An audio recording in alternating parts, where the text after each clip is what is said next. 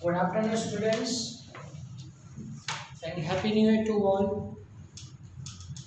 Last lecture we had discussed with selectable marker and cloning vectors, cloning sites. Previous lecture I had told to you that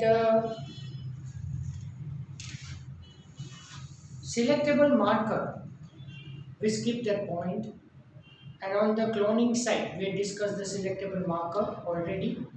If you remember, now we will see the selectable marker, and previous lecture I had drawn the cloning site diagram, and I told to you the different things which was very important for MCQ. Selectable marker in addition to OD, you know that OD is the site from where replication starts. The vector requires a selectable marker which helps in identifying and eliminating non-transformants and selectively permitting the growth of the transformants. The plasmid, which is genetically modified, is known as transformant, and the plasmid which cannot be modified, genetically modified, known as non-transformant. Generally, E. coli bacteria cannot resist against the particular antibiotic drug, but if you make the E. coli bacteria to resist a particular antibiotic drug, so resistance against antibiotic drug is known as selectable marker. Transformation is a procedure through which a piece of DNA is introduced in the host bacterium. You will study the process in subsequent section. Underline please everyone. Normally the gene encoding resistance to antibiotics such as ampicillin, chloramphenicol, tetracycline or kanamycin are considered useful selectable marker for E. coli bacteria. Normal E. coli cells do not carry resistance against any of these antibiotics. Cloning site. In order to link the alien DNA, the vector need to have very few, preferably single recognition site for commonly used restriction enzymes. Presence of more than one recognition site within the vector will generate several fragments, which will complicate the gene cloning.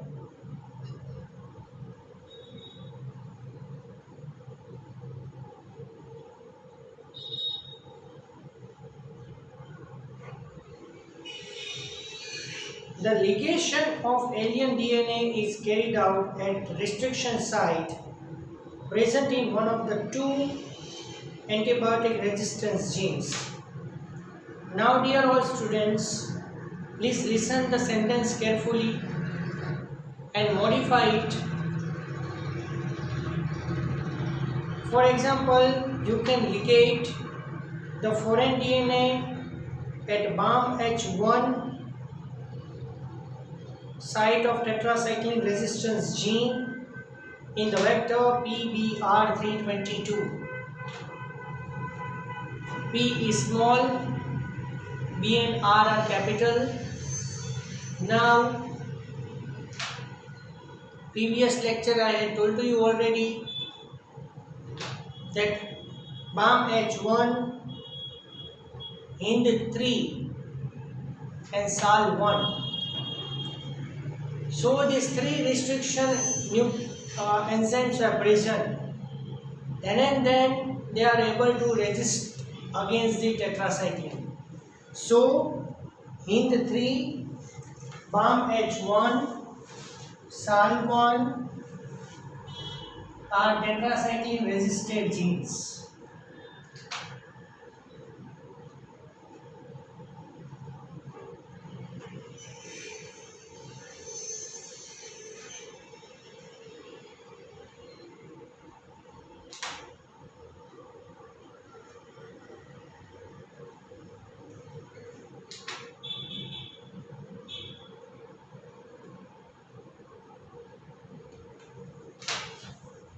Restriction enzymes present for resistance against the tetracycline.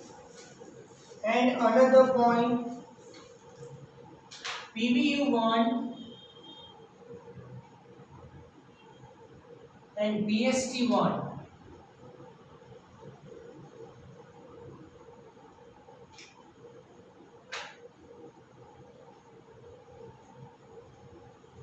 the gene for resistance against the ampicillin.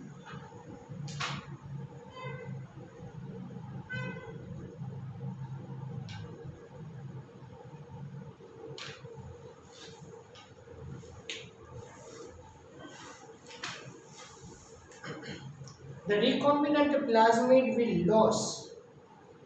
So if you cut the plasmid at the site of BAM-H1 and introduce the foreign DNA at the site of it, then the plasmid lost the resistance against the tetracycline. The recombinant plasmid will lose tetracycline resistance due to insertion of the foreign DNA, but can still be selected out from non-recombinant ones by plating the transformers on ampicillin containing medium. So here we can isolate the three types of plasmid. The plasmid which resist both ampicillin and tetracycline drug both, whereas here at the BAM-H1 site we had introduced the foreign DNA, so that DNA resists against the tetracycline, power is lost. So now we isolate the ampicillin resistant gene and another plasmid which can not able to resist against any drug. The transformers growing on ampicillin containing medium are then transferred on the medium containing tetracycline. So first of all, transformers means we had introduced the foreign DNA at the site of BAM-H1. So now we kept the plasmid on ampicillin containing medium and then we will carry it towards the tetracycline containing medium. And what happened? The recombinants will grow in ampicillin containing medium but not in tetracycline containing medium. Why? Because at the site of BAM-H1 we have put the cut, foreign DNA is introduced at this site, so tetracycline resistance power is lost. The recombinants will grow in ampicillin containing medium but not on that containing tetracycline. But non-recombinant will grow on the medium containing both the antibiotics. So normally PBr 322 can grow easily in ampicillin and tetracycline containing medium. In this case, one antibiotic resistance gene helps in selecting the transformers, whereas other antibiotic resistance genes get inactivated due to insertion. So inactivated due to insertion, this is known as introduction of the new foreign DNA.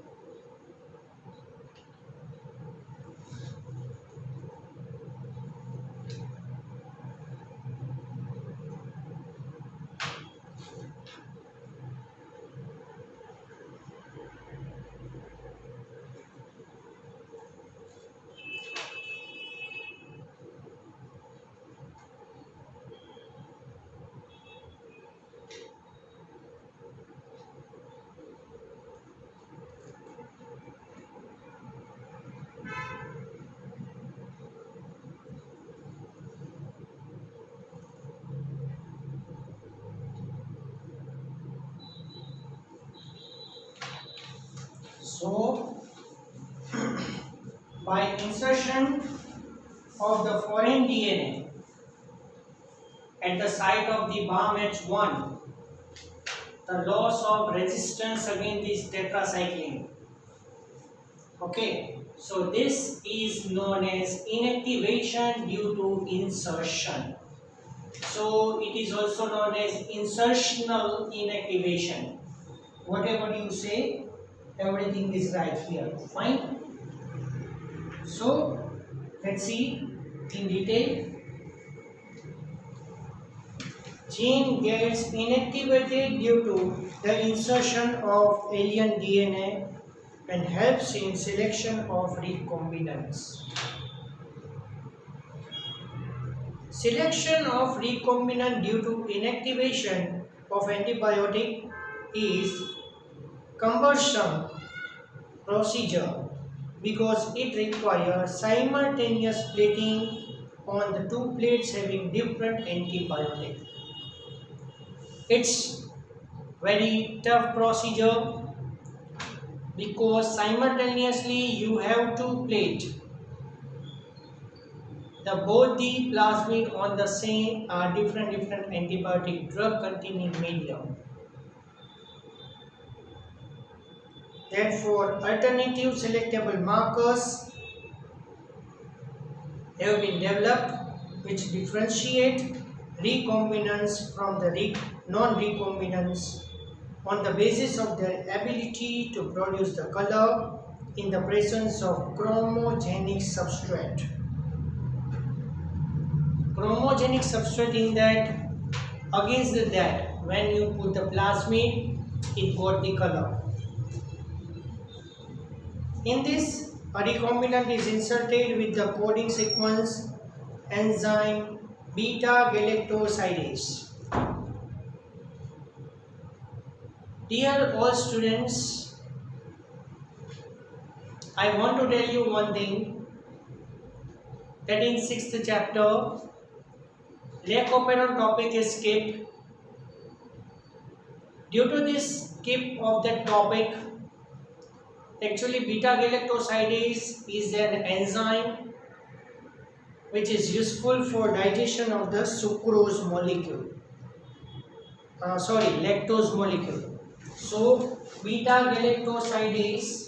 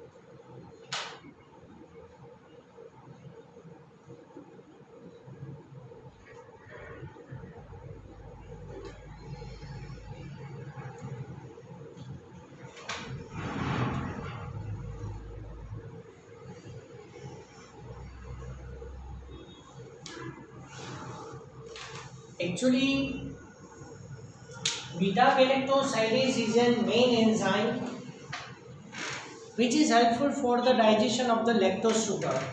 So actually you know that the lactose sugar, it is made up of fusion of glucose and galactose, both the sugars.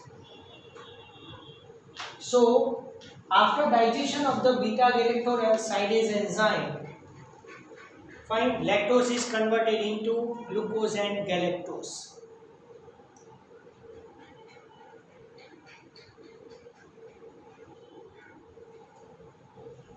So, if beta-galactosidase is activated, it is stained, then it gives the blue color.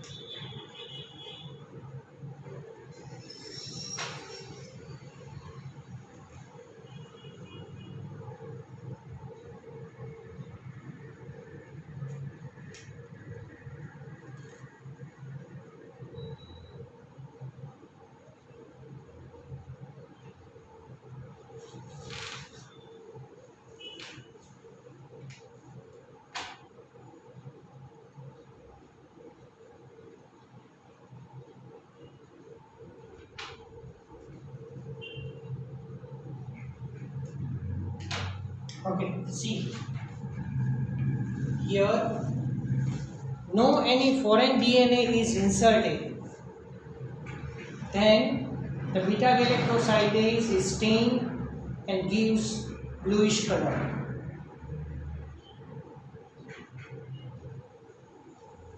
At the place of the beta-galactosidase formation, if we introduce insert the foreign DNA, then here no color is observed. That is known as inactivation of the beta-galactosidase enzyme. Okay, so in the presence of the beta-galactosidase, blue color is there, and after insertion of the foreign DNA at this gene, inactivation of the beta-galactosidase, as a result, no presence of the beta-galactosidase gives no coloration. This is known as insertional deactivation. C, or inactivation.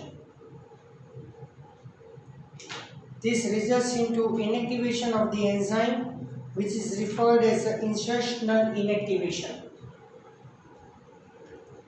The presence of the chromogenic substrate gives blue colored colonies if plasmid in the bacteria does not have an insert. Presence of insert result into insertional inactivation due to of the beta galactosidase, and the colonies do not produce any color. These are identified as recombinant colonies. Now, the vectors for transfer the cloning genes into plants and animals.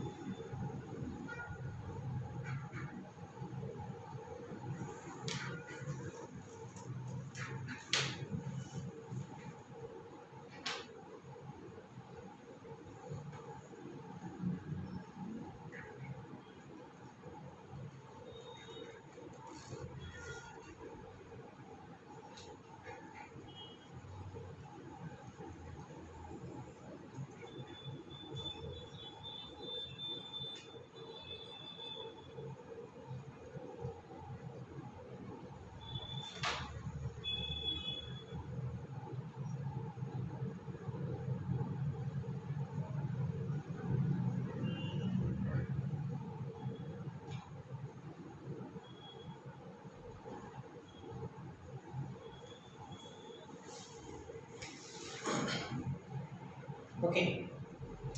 Only one thing I want to tell you here. Vectors for cloning genes in plants and animals. So here one vector is used, the most important MCQ.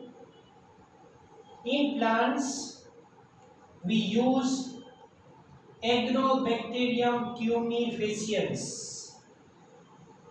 Agrobacterium tumefaciens vector. It considered TI plasmid. See, TI plasmid means tumor inducing plasmid. Tumor, that to create the tumor in the potato plant. So due to affect the gene, tumor is created in the potato plant and it is known as potato tuber disease. Generally, Agrobacterium tumefaciens cause potato tuber disease in potato plant.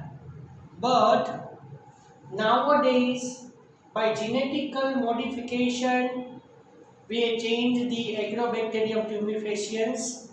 Now we are using this as a vector in plants. So what about animals? So in animals,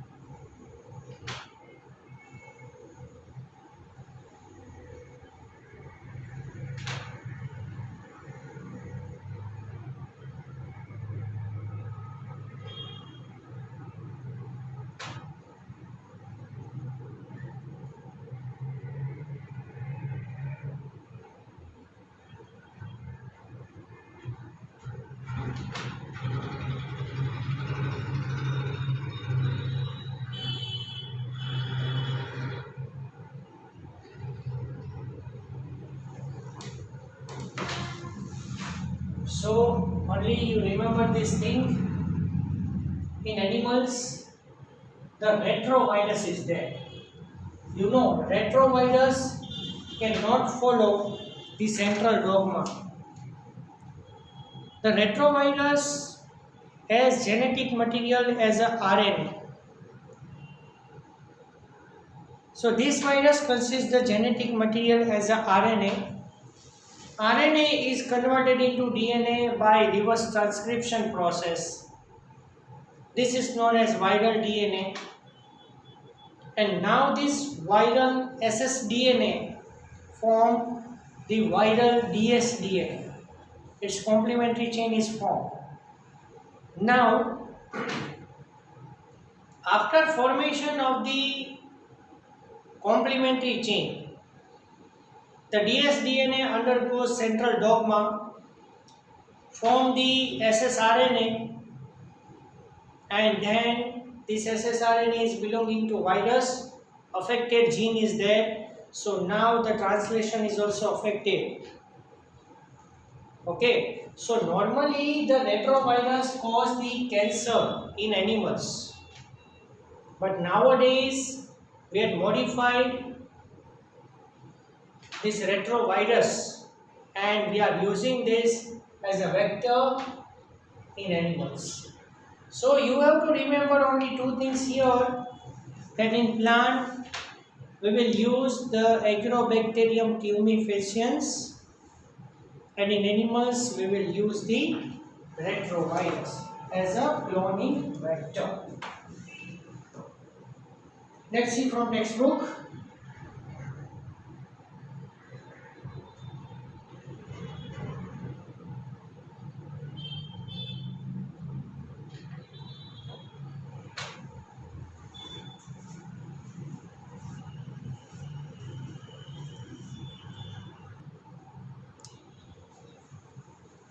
Okay, so let's see from textbook.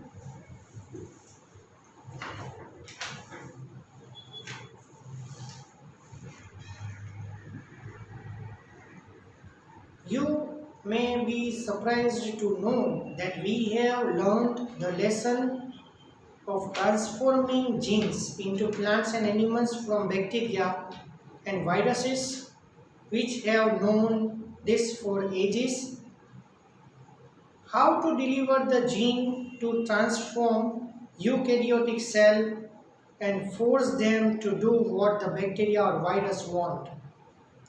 For example, underline Agrobacterium tumefaciens, pathogen of several dicot plants, is able to deliver the piece of DNA known as capital T DNA, tumor DNA,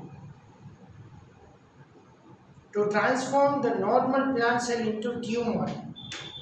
So here this is capital T DNA. Fine.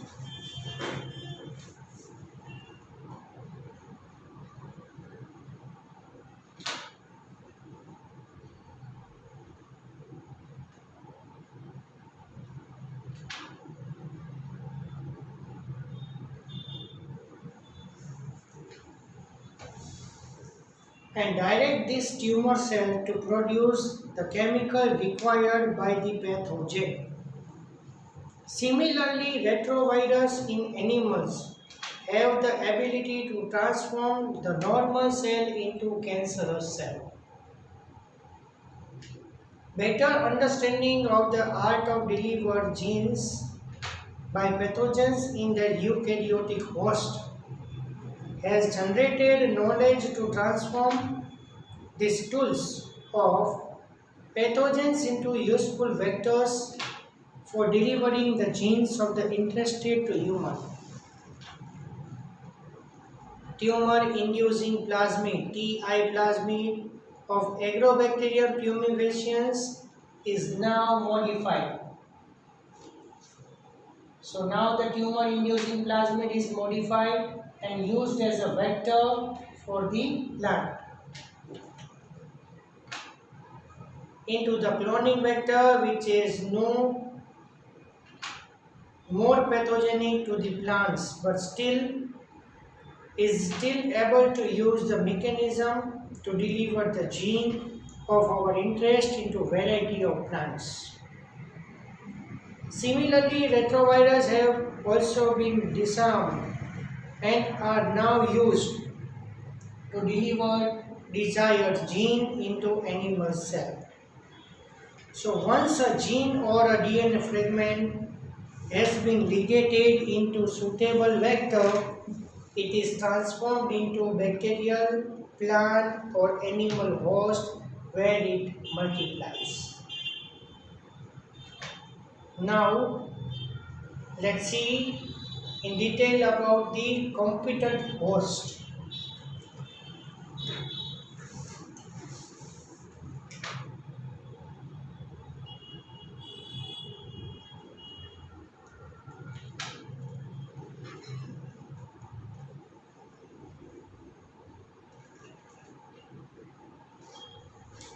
How we will make the host competent means accept the foreign DNA, accept it and able to multiply the inserted DNA. Let's see.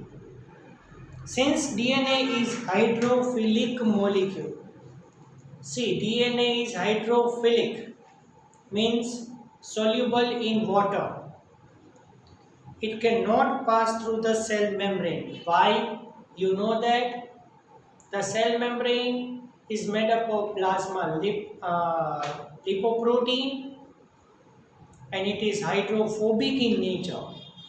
So hydrophobic layer cannot allow to pass the hydrophilic molecule.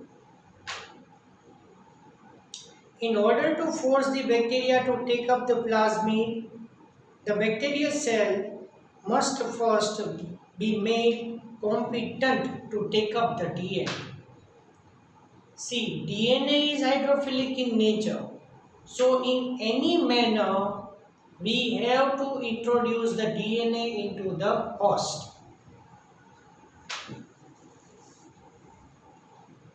This is done by treating them with a specific concentration of divalent cations such as calcium.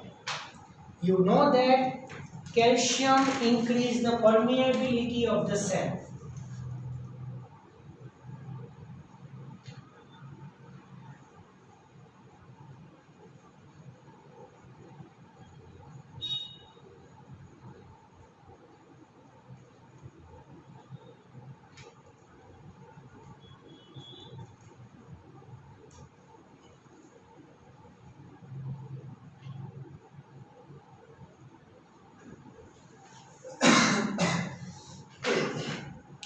So host is treated by calcium ion. So calcium ion increases the permeability of the cell. which increase the efficiency with which DNA enters the bacterium through the pores into its cell wall. Recombinant DNA can then be forced to such cells by incubating the cells with recombinant DNA on ice. First, we have to keep the recombinant DNA on ice. Then, take it at a 42 degrees Celsius temperature. And then again take up on the ice.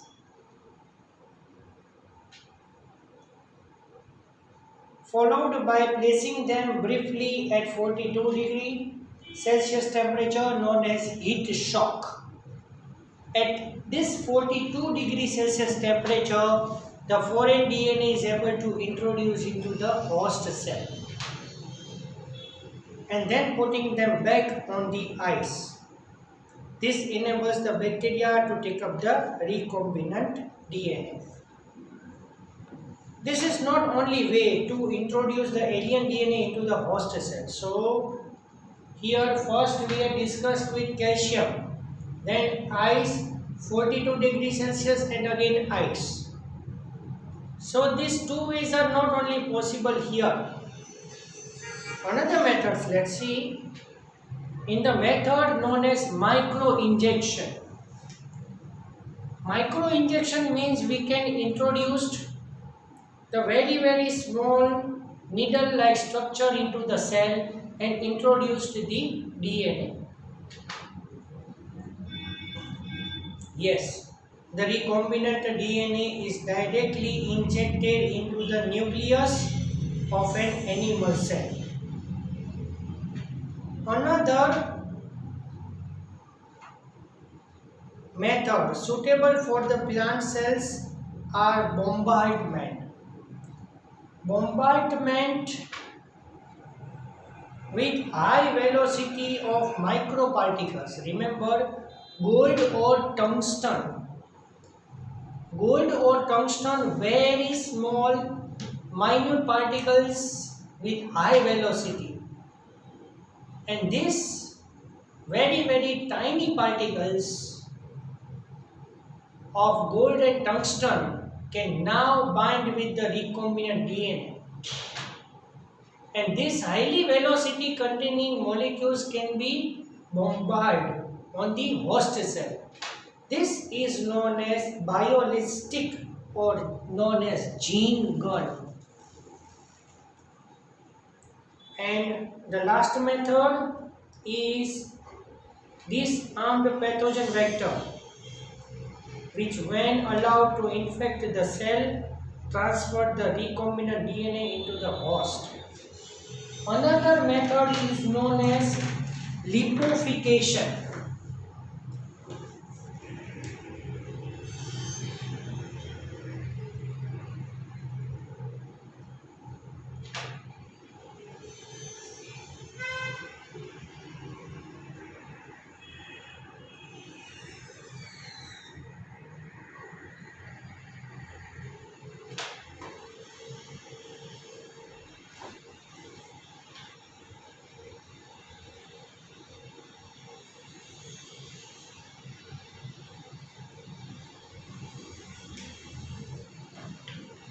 Lipoification method, in this we can make the lipid layer, form the lipid layer surrounding to the DNA.